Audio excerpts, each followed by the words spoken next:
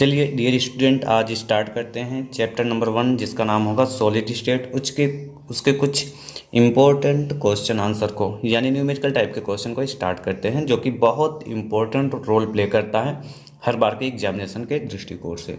तो क्वेश्चन क्या होगा? क्वेश्चन हम यहाँ पर नहीं लिख के डायरेक्ट जो है लगा देंगे। क्वेश्चन हम पढ़ दे रहे हैं। क्वेश्चन है कि एक यौगिक खटकोरी निविड संकुलित संरचना बनाता है। इसके 0.5 मोल, तो जो दिया है किसके 0.5 मोल, यहाँ क्वेश्चन लगा देंगे। यहाँ पर हम लिख दे रहे हैं, कह रहा है कि 0.5 मोल जो है में कुल रिक्तियों की संख्या कितनी है। इसमें कह रहा है कि इसमें कुल रिक्तियों की संख्या बताना है 0.5 मोल में, और आपको बताना है उनमें से कितनी रिक्तियां चतुष्फल की हैं। तो देखिए, बहुत ही सिंपल टाइप के क्वेश्चन होते हैं। ऐसे क्वेश्चन आप आराम से हल कर पाएंगे। अब ध्यान दीजिएगा, क्वेश्चन क्या है कि अब आप अगर जानते हो तो एक मोल जो है में परमाणुओं की संख्या सबसे पहले आप ज्ञात कर लेंगे। एक मोल में परमाणुओं की संख्या क्या होता है? अवोगाद्रो संख्या के बराबर होता है। तो अवोगाद्रो संख्या क्या होता है? एन ऐसे रिप्रेजेंट करते हैं, और इसकी एक वैल्यू होती है 6.022 मल्टीप्लाई 10⁻23। ये होता है एक मोल में। और हमको निकालना है किसमें? 0.5 मोल में। 0.5 का मतलब क्या होता है? एक का आधा होता है। अगर एक का आधा होगा तो 0.5 मोल में क्या हो जाएगा? में परमाणुओं की संख्या इसका आधा हो जाएगा, क्योंकि एक मोल का अगर इतना होता है तो 0.5 मोल का इसका आधा हो जाएगा।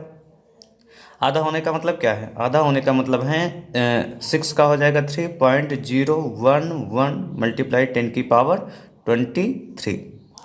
समझ पा रहे हैं? इसका आधा हो जाएगा। अब अगर हमको निकालना है परमाणुओं की संख्या कितना है, ये है 0.5 मोल में। अगर बात की जाए, अगर आप जो है इसके पहले की वीडियो हमारी देखे होंगे तो हमने उसमें डिस्कस किया है कि अष्टफल की रिक्तियों की संख्या, अष्टफल की रिक्तियों की संख्या कितना होता है? रिक्तियों की संख्या जो हो जाता है वो परमाणुओं की संख्या के बराबर होता है, यन के बराबर होता है। और यन कितना निकल के आए हैं? 3.011 मल्टीप्लाई 10⁻23 मोल प्रति परमाणु। तो ये निकल के आया है 0.5 मोल परमाणु में। और चतुष्फल की रिक्तियों की संख्या कितना होता है? अगर आपने देखा होगा तो हमने आपको बताया है चतुष्फल की रिक्तियों की संख्या कितना होता है? 2n होता है। तो 2n होने का मतलब इसका दुगना, और इसका दुगना होने का मतलब यही फिर से प्राप्त हो जाएगा। इसका दुगना 3 का दुगना 6 हो जाएगा। 0.22 मल्टीप्लाई 10⁻23 मोल प्रति परमाणु। तो ये अष्टफल की रिक्तियों की संख्या आ गई, ये चतुष्फल की रिक्तियों की संख्या आ गई है। लेकिन पूछा क्या है कि 0.5 मोल में कुल रिक्तियों की संख्या कितना है। अर्थात हम क्या करेंगे, इन दोनों को जोड़ लेंगे। तो इन दोनों को जोड़ लेने का मतलब है, यहाँ हम लिख देते हैं कुल रिक्तियों की संख्या। कुल रिक्तियों की संख्या कितना आ जाएगा? कुल रिक्तियों की संख्या आ जाएगी आपका n+2n मतलब अष्टफल की और चतुष्फल की दोनों को जोड़ के हम निकाल लेंगे कुल रिक्तियों की संख्या। तो n का मान कितना है? 3.011 मल्टीप्लाई 10⁻23 ये हो जाएगा। प्लस 2n होने का मतलब क्या है? 6.022 मल्टीप्लाई 10⁻23। अब ये दोनों जब जुड़ेगा तो 6 और 3 जुड़ जाएगा, 10⁻23 हम कॉमन ले लेंगे और क्या बचेगा? 9.02 की जगह 1 और 2 जुड़ के 3 हो जाएगा 3, और जो कॉमन लेंगे 10⁻23, ये हमारा आ जाएगा कुल रिक्तियों की संख्या। तो क्वेश्चन इसमें दो पूछा था। एक पूछा था चतुष्फल की रिक्तियों की संख्या कितना होगा, तो चतुष्फल की रिक्तियों की संख्या जो यहाँ पर आ जाएगा वो होगा ये 2n। और अष्टफल की जो पूछा था, अष्टफल की आ जाएगा हमारा 9.033 मल्टीप्लाई 10⁻23। आई थिंक ये क्वेश्चन आपको समझ में क्लियरली आ गया होगा। बढ़ते हैं नेक्स्ट क्वेश्चन की तरफ। क्वेश्चन देखिएगा, क्वेश्चन क्या है? क्वेश्चन है एक यौगिक दो तत्वों यम तथा यन से बना है। तो किससे बना है? यम एंड यन से बना है। और इसमें कह रहा है कि यन CCP संरचना बनाता है। यन क्या बनाता है? CCP संरचना बनाता है। तो ये चीज इसमें दिया है, और इसके साथ ही साथ क्या दिया है? कहना है कि यम के परमाणु चतुष्फल की रिक्तियों के 1/3 3 यम का जो परमाणु है चतुष्फलकीय रिक्तियों का 1/3 जो है अध्यासित करता है, 1/3 भाग अध्यासित करता है। क्वेश्चन क्या पूछा है, यौगिक का सूत्र क्या होगा। तो क्वेश्चन को हम लिख लेते हैं, पूछा है यौगिक का सूत्र क्या होगा। अब देखिएगा क्वेश्चन को एक बार रिपीट करते हैं। एक यौगिक दो तत्वों यम तथा यन से बना है। तत्व यन सीसीपी संरचना बनाता है तथा यम के परमाणु चतुष्फलकीय रिक्तियों के 1/3 भाग को अध्यासित करते हैं। यौगिक का सूत्र क्या होगा। अब अगर हम क्या करें, हम मान ले जो सीसीपी में उपस्थित परमाणु हैं, सीसीपी में उपस्थित कौन से परमाणु होंगे, यन वाले जो परमाणु होंगे, यन का सीसीपी संरचना बनाता है दिया है। अब हम इसको मान लेते हैं कितने परमाणु हैं, यक्स परमाणु हैं। कितने हैं, यक्स परमाणु हैं। तो चतुष्फलकीय रिक्तियों की संख्या कितना होता है, चतुष्फलकीय रिक्तियों की संख्या कितना हो जाता है, ये होता है 2n, ये 2n होता है। 2n होने का मतलब क्या है, ये हो जाएगा 2x। ठीक है। और क्वेश्चन दिया क्या है कि यम कितना अध्यासित करता है, यम अध्यासित करता है परमाणुओं द्वारा चतुष्फलकीय रिक्तियों का 1/3, चतुष्फलकीय का 1/3, चतुष्फलकीय रिक्ति का 1/3 भाग अध्यासित करता है, चूंकि यहाँ पर दिया है, देखिएगा ये चीज़ यहाँ पर दिया है। तो अब चतुष्फलकीय रिक्ति का 1/3 करता है, तो चतुष्फलकीय रिक्ति को हमने क्या मान के रखा है, हमने मान के रखा है 2x, 2x मल्टीप्लाई 1/3 हो जाएगा। 2x मल्टीप्लाई 1/3 जो हो जाएगा, तो यहाँ पर क्या हो जाएगा, 2x का गुणा इसमें होगा 2x/3। तो यम का परमाणु कितना आएगा, रिक्तियों की संख्या 2x/3, और यन को हमने कितना माना है, यक्स माना है। ठीक है। अब देखिएगा यौगिक का सूत्र हमको ज्ञात करना है। तो यौगिक का सूत्र कैसे ज्ञात करेंगे, यौगिक का जो सूत्र ज्ञात करना है हमको वो देखेंगे कि यम अनुपात यन हो जाएगा, यम अनुपात यन हो जाएगा। सूत्र तो ऐसे ही ज्ञात करेंगे। तो यम को हमने मान के रखे हैं यक्स, सॉरी यम हमारा आया है 2x/3, क्या आया है 2x/3, और यन कितना है, यन है यक्स, तो अनुपात यक्स हो जाएगा। अगर 3 का गुणा यहाँ पे होगा तो क्या बचेगा, 2x अनुपात 3x, और दोनों तरफ x हैं तो x कैंसिल हो जाएगा, बचेगा 2:3। और जो फार्मूला निकल के आएगा, अगर इसको हम लगा दें यम और यन पर, तो यम का मान कितना हो जाएगा, यम का मान हो जाएगा 2, क्योंकि यम का वैल्यू आया है 2, और यन का हो जाएगा 3। तो m2 n3 ये हमारा सूत्र निकल के आएगा, जो हमारा आंसर होगा। ये इसका आंसर हो जाएगा। अगले क्वेश्चन की तरफ बढ़ते हैं बहुत ही शानदार तरीके से। इस क्वेश्चन को हम देख लेते हैं। क्वेश्चन क्या है एक बार पहले हम पढ़ लेते हैं। कह रहा है कि चांदी का क्रिस्टलीकरण, क्वेश्चन देखिएगा, बाकी क्वेश्चन हम यहाँ लगा देंगे।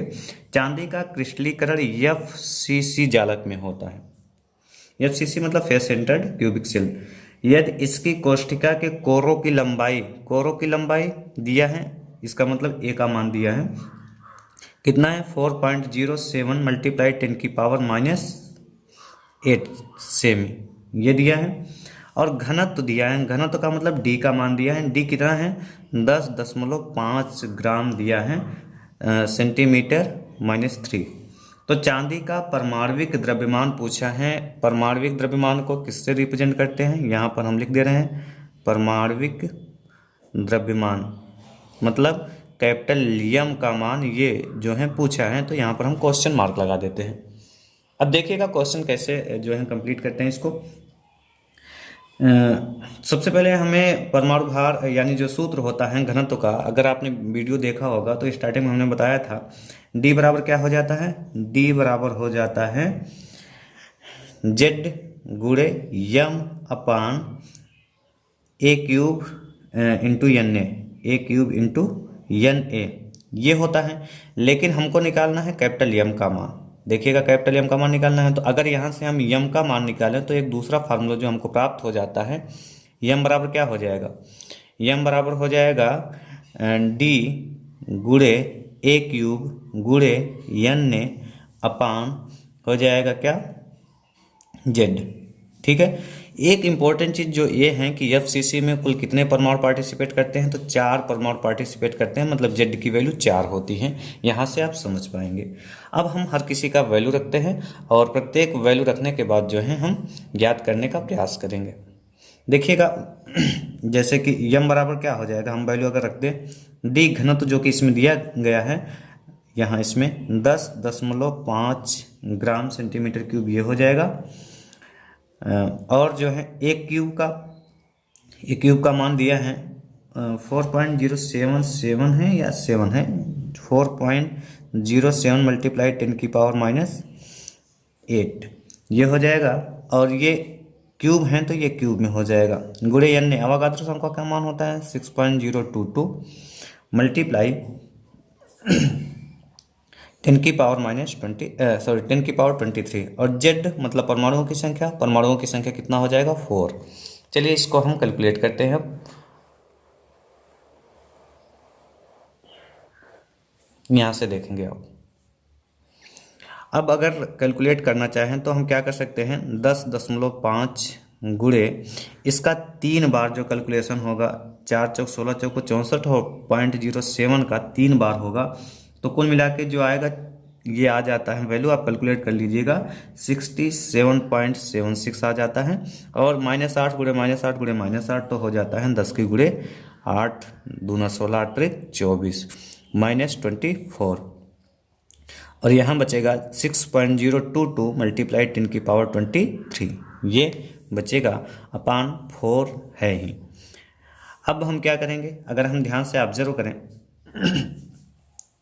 यहाँ पर जो हो जाएगा, पहले हम एक तरफ कर लेते हैं 10.5 यहाँ पर है, ठीक है। और गुणे अगर हम इसको यहाँ से इस तरफ ले जाएंगे, यहाँ से यहाँ तक ले जाएंगे तो जो है माइनस जो है प्लस में होता है, तो मतलब -24 से अच्छा सा डायरेक्टली हम कर देते हैं, कोई दिक्कत नहीं। 67.76 और फिर ये वाला कर लेते हैं 60.022 मल्टीप्लाई क्या हो जाएगा, मल्टीप्लाई हो जाएगा 10⁻⁻24 ये हो जाएगा गुणे 10⁻23 अपान 4। अगर 24 में से 23 घटेगा तो 10⁻−1, 10⁻−1 का मतलब 10 की ये नीचे चला आएगा, तो यहाँ हो जाएगा 10⁻10.5 मल्टीप्लाई 67.76 मल्टीप्लाई 6.022 और यहाँ बचेगा गुणे 10⁻−1 अपान 4। अब 10⁻−1 या तो हम क्या करें कि कोई इस चीज़ को यहाँ से यहाँ कर दें, या फिर 10⁻−1 का मतलब 1/10 हो जाएगा। अब 1/10 होने का मतलब आप यहाँ समझें, बराबर क्या हो जाएगा, इन सब का हम गुणा कर लेंगे और गुणा करके जो है इसको हम नीचे कर देते हैं 10.5 गुणे ये हो जाएगा 67.76 मल्टीप्लाई 6.022 और ये हो जाएगा 10⁻−1 है, तो ये हो जाएगा 4 गुणे 10 मतलब 40 हो जाएगा। अगर ये हो जाएगा तो थोड़ा सा ऊपर करते हैं, देखिएगा फिर यहाँ से क्या प्राप्त होगा, यहाँ से जो प्राप्त हो जाएगा वो कुल मिला के अगर आप कैलकुलेशन कर लेंगे, कैलकुलेशन करने में टाइम ज़्यादा जाएगा, तो डायरेक्टली जो आपका आंसर हम लिख देते हैं, क्या आएगा 107.09 ग्राम प्रति मोल या मोल इनवर्स, ये आपका आंसर आ जाएगा। आई थिंक आप क्लियरली समझ गए होंगे। केवल हमने क्या किया है, केवल हमने वैल्यू को ही रखा है। आप देखें यहाँ से कवर अप करते हैं, हमने क्या किया है, ये फार्मूला होता है, हमने क्या किया है, फार्मूले को हमें परमाणु द्रव्यमान निकालना था, तो हमने फार्मूले को इस तरीके से अरेंज किया ताकि यम का मान निकल सके। तो डी घनत्व जो कि दिया ही गया है 4.07, डी का मान 10.5 दिया गया है, ए क्यूब का मान दिया है, ए का मान है तो क्यूब लगा देंगे, ये कर लेंगे और फाइनली इस तरीके से हम कैलकुलेशन करते हुए चलेंगे और फाइनली हमारा आंसर आ जाएगा 107.09 ग्राम प्रति मोल। एक क्वेश्चन देख लीजिएगा, डायरेक्टली यहाँ पे हम जो है कवर अप कर देते हैं। क्वेश्चन क्या है, क्वेश्चन है कि जो है एक घनी ठोस दो तत्वों P और Q से बना है, P एंड Q से बना है।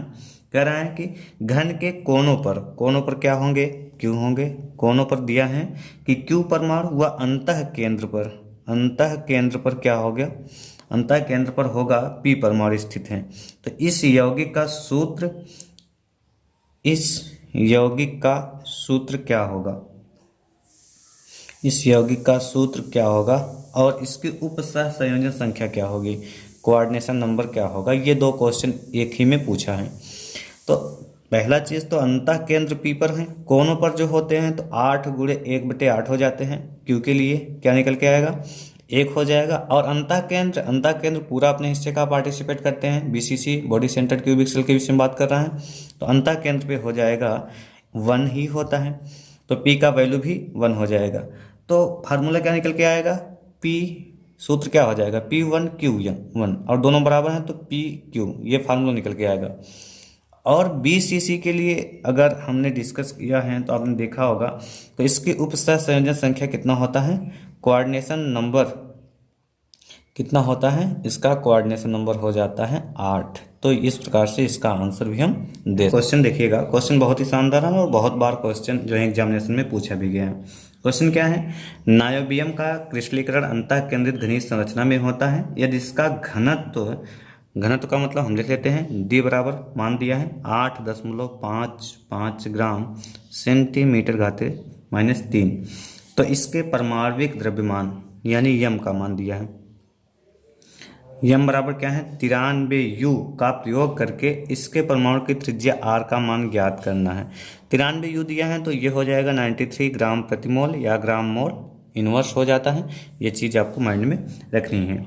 तो हमको कुल मिला के ये निकालना है त्रिज्या की वैल्यू। अगर जब BCC के विषय में हम पढ़ा रहे होंगे, आपने देखा होगा परसेंटेज संकुलन क्षमता, तो वहाँ पर एक जगह ये वैल्यू आया था R बराबर √3 √3 × A/4 ये आया था। तो हमें इसी को ज्ञात करने के लिए सबसे पहले ए का वैल्यू निकालना है। ए बराबर क्या होता है, कोर की लंबाई होता है या भुजा की लंबाई होता है। तो सबसे पहले भुजा की लंबाई ज्ञात करने के लिए हमको ज्ञात करना होगा एका कोष्टिका का आयतन। अब एका कोष्टिका का आयतन बराबर होगा एका कोष्टिका का द्रव्यमान बटे घनत्व। और द्रव्यमान ज्ञात करें सबसे पहले, तो हम डायरेक्टली सबसे पहले इसके द्रव्यमान को ज्ञात कर लेते हैं। एकक कोष्टिका का द्रव्यमान क्या हो जाएगा, एकक कोष्टिका का द्रव्यमान, चूँकि घनत्व दिया है तो द्रव्यमान ज्ञात कर लें तो आयतन ज्ञात हो जाएगा। द्रव्यमान बराबर क्या होता है, एक परमाणुओं की संख्या और एक परमाणु का द्रव्यमान। एक परमाणु का द्रव्यमान बराबर क्या हो जाता है, m/n हो जाता है। तो यहाँ से Z दिया क्या है, अंतः केंद्रित घनीय, तो BCC दिया है, तो BCC में परमाणुओं की संख्या कितना होती है, 2। ये ध्यान में आपको रखना है। तो 2 परमाणु हो गया और 93U मतलब m का मान दिया है 93, तो 93U का मतलब ग्राम प्रति मोल दिया है। और यहाँ से जो हो जाएगा n अवोगाद्रो संख्या का मान 6.022 × 10⁻23 ये हो जाएगा। अब देखिएगा कैलकुलेशन हम यहाँ करते हैं। अब ये हो जाएगा 2 का गुणा 3 में करेंगे 6 हो जाएगा और 9 दूनी 18, 186 बटे और 10 की पावर जो 23 है अगर ऊपर जाएगा तो ये क्या हो जाएगा 10 की पावर -23 और नीचे बचेगा 6.022। 6 का जो है अगर गुणा करेंगे 6 × 18, 6 के लगभग क्या आएगा, लगभग इसकी जो वैल्यू आएगी 6.022 है, तो 30 या 31 के करीब जो इसकी वैल्यू आ जाती है। हम कैलकुलेट कर लेंगे 30.89 × 10⁻23 द्रव्यमान है तो ग्राम में हो जाएगा। अब देखिएगा हमको मिल गया है एक कोष्टिका का द्रव्यमान और घनत्व तो मिल ही गया है। अब हम निकाल लेंगे एक कोष्टिका का आयतन मतलब A क्यूब का मान। देखिएगा A क्यूब का मान मतलब एक कोष्टिका का आयतन लिख देते हैं यहाँ पर ताकि क्लियर रहे। क्या निकाल रहे हैं, एकक कोष्टिका का आयतन। अब एकक कोष्टिका का आयतन बराबर क्या होता है, A क्यूब हो जाएगा। A क्यूब बराबर क्या हो जाएगा, एकक कोष्टिका का द्रव्यमान बटे एकक कोष्टिका का क्या हो जाता है, घनत्व। तो हम डायरेक्टली देते हैं एकक कोष्टिका का घनत्व। और द्रव्यमान क्या है, द्रव्यमान एकक कोष्टिका का दिया अभी निकाल के हम रखे हैं 30.89 × 10⁻23 ग्राम है।